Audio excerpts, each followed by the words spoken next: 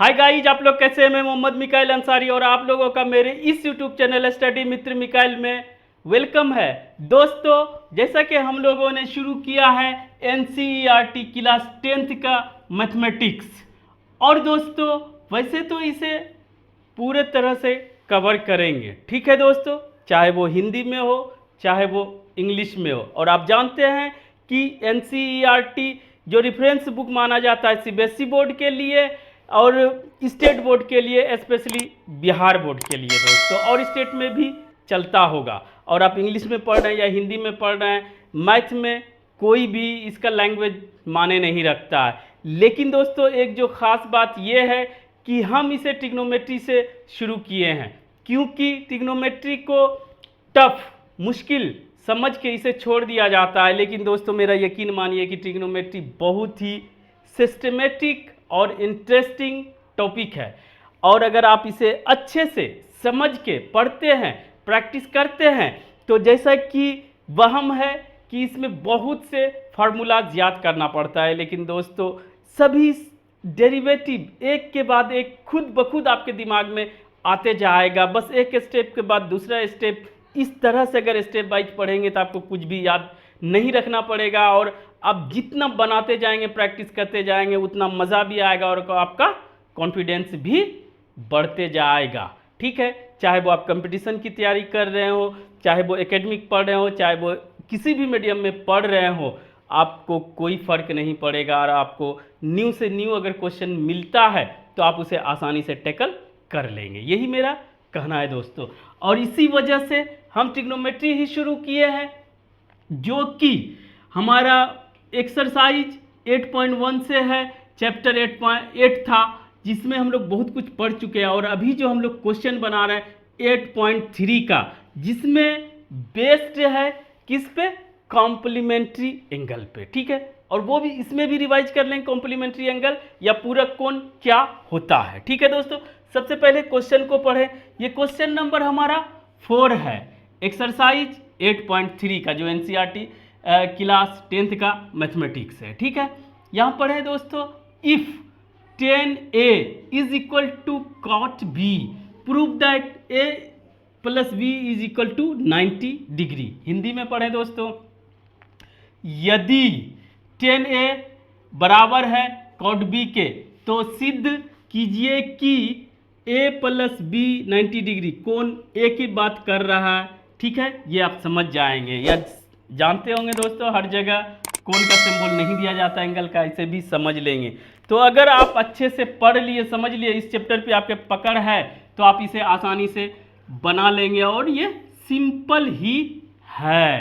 तो सबसे पहले दोस्तों, अगर आप यहाँ से सोचेंगे और ये देखेंगे तो आपको समझ में आ जाएगा कि कुछ न कुछ रिलेशन इससे आपको याद करना होगा कि टेन और कॉट, चाहे जो भी अनुपात या कहिए कि ट्रिग्नोमेट्रिक रेशियो रहे और इक्वेशन के फॉर्म में रहे, तो उसको कोशिश करना है कैंसिल करने का, यानी कि हटाने का। तो यहाँ पर दोस्तों 10 तक में दोस्तों कॉम्प्लीमेंट्री एंगल ही है, जिसके हेल्प से आप टेन और कॉट को इक्वल करके कैंसिल कर सकते हैं। तो वहाँ पे सबसे पहले कॉम्प्लीमेंट्री एंगल क्या होता है, कॉम्प्लीमेंट्री एंगल्स दो की बात करता है, या इसी को हिंदी में कहते हैं पूरक कोण।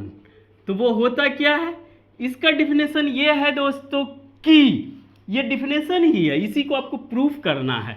डिफिनेशन है कि कोई, पहले चूंकि अभी तक यहाँ तक जो भी पढ़े हैं कन्वेंशन लिए हैं राइट एंगल्ड ट्रायंगल, और वो क्या होता है, समकोण त्रिभुज, जिसे हिंदी में बोलते हैं। समकोण त्रिभुज का मतलब कि एक 90 डिग्री होगा, बाकी दोस्तों दो जो भी हो, और जो भी हो मतलब कि अगर तीनों का समेसन 180 है तो ये दोनों का समेसन 90 डिग्री होगा, और दोनों दोस्तों 90 डिग्री से छोटा होगा, जिसे हम लोग इंग्लिश में एक्यूट एंगल बोलते हैं और हिंदी में न्यून कोण बोलते हैं, ठीक है। कोई कंफ्यूजन नहीं, ये दोनों होगा।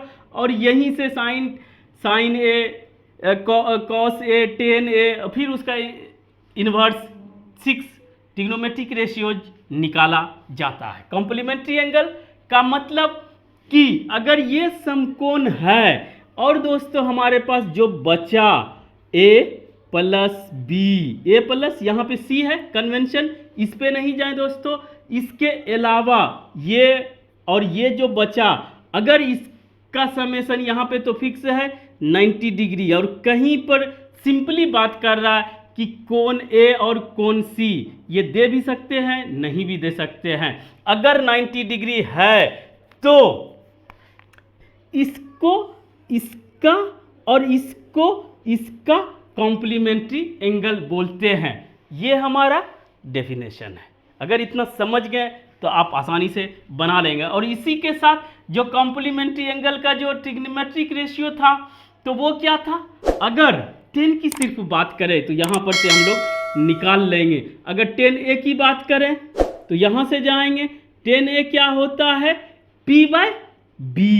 p इसके लिए कौन हुआ दोस्तों, ये आप जानते हैं सामने वाला परपेंडिकुलर, BC शॉर्ट में इसे करते हैं, और दोस्तों AB, ये B हुआ AB। अब दोस्तों यही चीज अगर हम लोग यहां से सोचते हैं इसी को तो क्या होता है, BC/AB। तो BC/AB किसका रेशियो होता है, cot C। तो इसके तरह क्या हो गया, 10a is equal to cot C। या दोस्तों और C क्या होगा, अगर ये a ही मानते हैं या थीटा मानते हैं तो ये क्या होगा 90 माइनस थीटा। कैसे, ये 90 डिग्री और तीनों का सम 180 डिग्री होता है, तो ये दोनों मिलके अगर 90 डिग्री होता है तो ये 90 माइनस थीटा। ये सब कर चुके हैं दोस्तों। तो सी के जगह हम लोग लिख सकते हैं 90 डिग्री माइनस थीटा।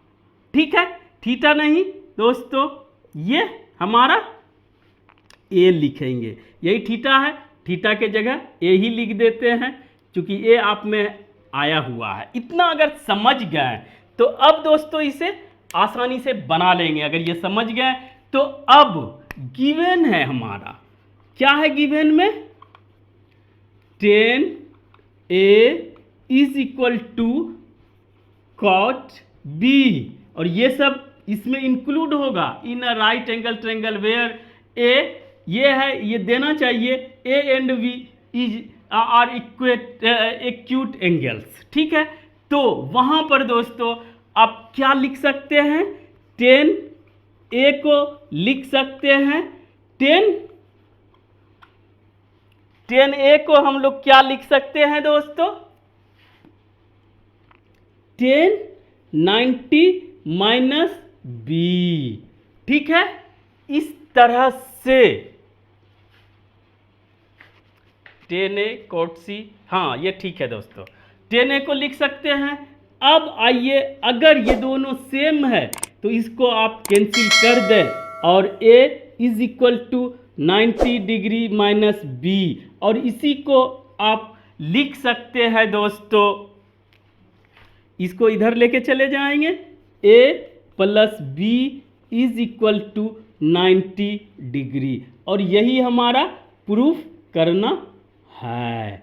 ठीक है, इस तरह से आप अगर अच्छे से पढ़ते हैं, इस डिफिनेशन को समझ जाते हैं और राइट एंगल ट्रायंगल में आप निकालना सीख जाते हैं तो आप आसानी से इसे टैकल कर लेंगे दोस्तों। चाहे इसमें थोड़ा बहुत ट्विस्ट भी होता है तो, लेकिन जितना प्रैक्टिस करेंगे आपका कॉन्फिडेंस उतना बढ़ेगा और आप उतना बेहतर तरीके से इसे टैकल कर पाएंगे। तो दोस्तों आज बस इतना ही। अगर यह वीडियो आपको अच्छा लगा और आप इससे कुछ सीखे हो तो प्लीज़ इसे लाइक करें, सब्सक्राइब करें और अपने दोस्तों के बीच शेयर जरूर करें दोस्तों। Thank you for watching, have a nice day.